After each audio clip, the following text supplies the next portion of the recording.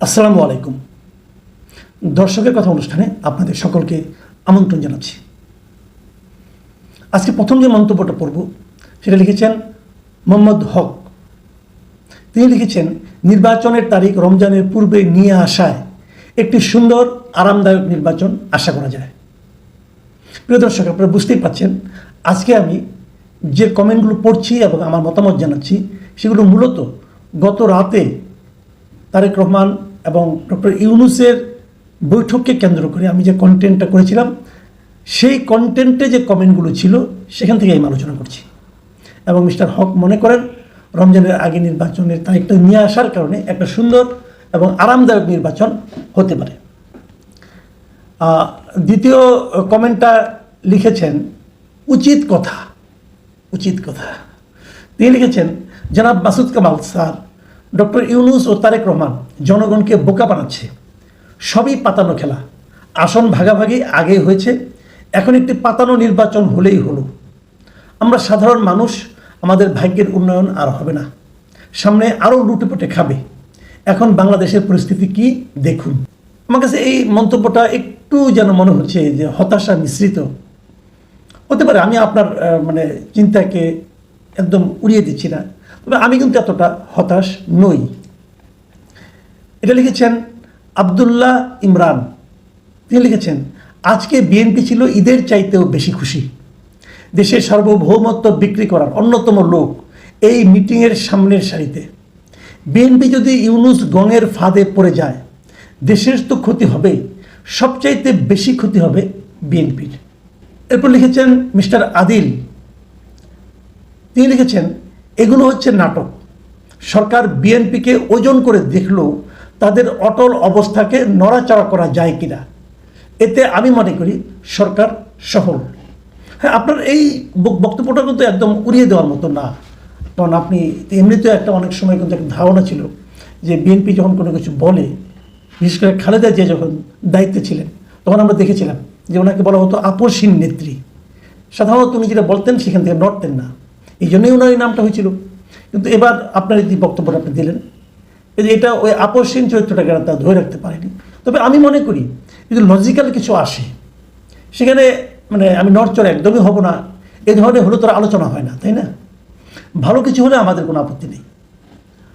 মোহাম্মদ হিমেল লিখেছেন, আমরা যারা সাধারণ জনগণ বা বিএনপি করি আমরা সন্তুষ্ট। আপনি আফসোস লীগের হয়ে আফসোস হয়ে থাকেন আর আওয়ামী লীগ করেন। ঠিক আছে, সেখানে আপনি যারা সন্তুষ্ট যারা আছেন এরকম লোকের সংখ্যা অনেক, বিএনপিরও অনেকেই সন্তুষ্ট। আমি যে খুব একটা অসন্তুষ্ট তাও কিন্তু না, বাট আমি যে কাজটা করি আপনি একটু খেয়াল করে দেখবেন, আমি কিন্তু ভাই বিএনপি করি না, আমি ভাই আওয়ামী লীগও করি না, আফসোস লীগও করি না, আমি কোনো রাজনীতিই করি না।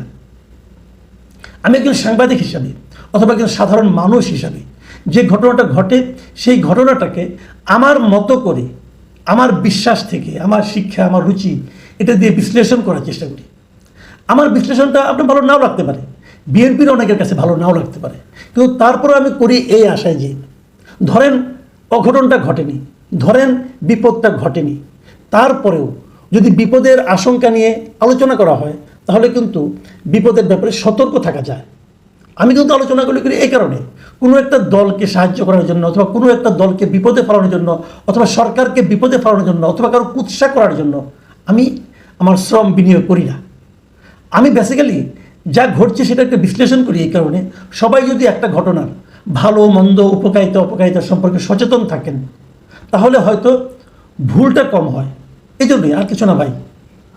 আর আপনি আমাকে আফসোস লীগ অথবা আওয়ামী লীগ মনে করলে হয়তো আপনি ভুল ধারণা করবেন। যখন এরপরে যখন আপনি আমার কথা কোনো কিছু বলবো আমি, তখন আপনি কিন্তু ওইটার সঙ্গে মিলিয়ে করবেন।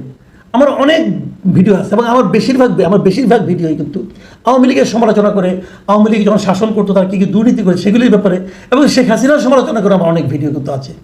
কাজেই এত সরলীকৃত সিদ্ধান্ত আমার সম্পর্কে না নিলে আমার প্রতি মনে হয় সুবিচার করা হবে। যাই হোক, শাহেদ মিডিয়া লিখেছেন, কামাল ভাই আপনার কথায় বোঝা যাচ্ছে যে খুব শীঘ্রই আওয়ামী লীগ ফিরবে এবং ইউনূস বিএনপি দুজনেই বিপদে পড়বে। ঠিক আছে, এটা আপনার মন্তব্য, আমার কোনো বক্তব্য নাই, কিন্তু আমি খালি এটুকু জানতে চাচ্ছি আমার কোন কথায় আপনার এরকম মনে হলো এটা বলেন। খুব শীঘ্রই আওয়ামী লীগ ফিরবে এটা আমি বিশ্বাস করি না ভাই, এটা আমি একদমই বিশ্বাস করি না। কাজে আমার কোন কথা আপনার মনে হলো এটা যদি আমাকে একটু বলতেন আমার জন্য সুবিধা হতো। এটা লিখেছেন মাহি আলম জুয়েল। তিনি লিখেছেন, আপনাকে রেসপেক্ট করেই বলছি, এত নেগেটিভিটি আপনার আলোচনায়, আমরা পরিবর্তন হইতে পারবো না। আমি বুঝতে পারছি না আমার কথায় কি খুব বেশি নেগেটিভিটি থাকে। আমি কিন্তু আশার কথা বলি, সম্ভাবনার কথা বলি, পাশাপাশি সতর্ক করে দেওয়ার চেষ্টা করি। কারো ব্যাপারে সমালোচনা করলে সেটাকে নেগেটিভিটি বলে ভাবা মনে হয় ঠিক না। অনেক সময় সমালোচনা কিন্তু মানুষের মধ্যে ইতিবাচক সতর্কতা অথবা ইতিবাচক পরিবর্তনও এনে দেয়।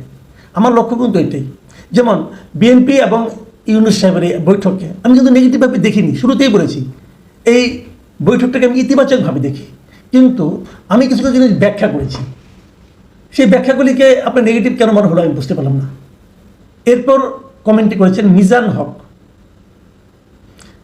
উনি কমেন্ট করেছেন নিরাপত্তা উপদেষ্টা ওখানে কেন ছিলেন মিটিংয়ে, এটা আমি একটা প্রশ্ন করেছিলাম, সেই বিষয়ে উনি কিছু বক্তব্য। উনি লিখেছেন নিরাপত্তা উপদেষ্টা কেন, সে কি ইন্ডিয়ার লোক নাকি, এখানে থাকতে পারবে না? সব কিছু ভালো দৃষ্টিতে দেখার চেষ্টা করুন, তাহলে দুনিয়াটা সুন্দর। দেখুন, আমি ওই প্রশ্নটা করেছি অন্য একটা কারণে।